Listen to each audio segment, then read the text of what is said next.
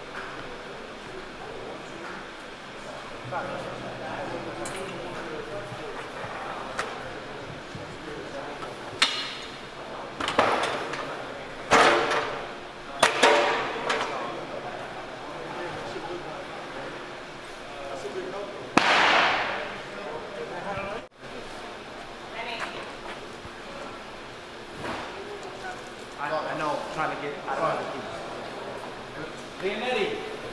Yes.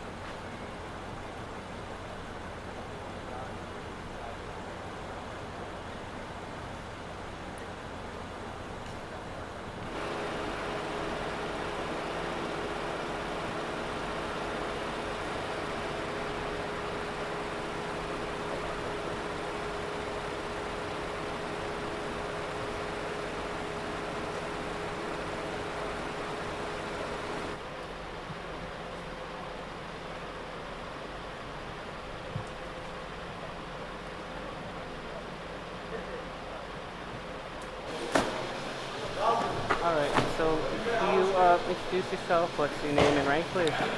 Lieutenant Francesca Rosa from the New York City Sheriff's Office.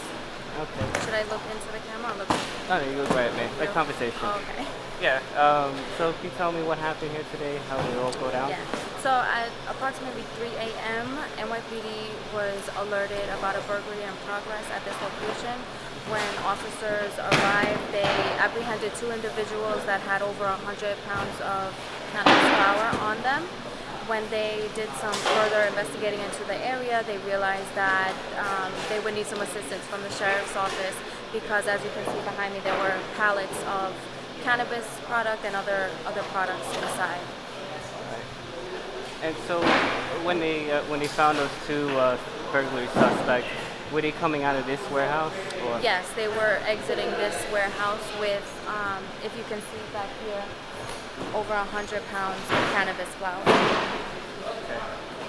And so you mentioned also, like, what else is in this warehouse that was found? So what we found is THC edibles, THC concentrate, which is the purest form of THC, cannabis flower, THC edibles, mushroom edibles, psilocybin. We've also found THC oil or honey, which is used to make their own vape. We also found a vape cart, which is actually how they make their own vape in this location.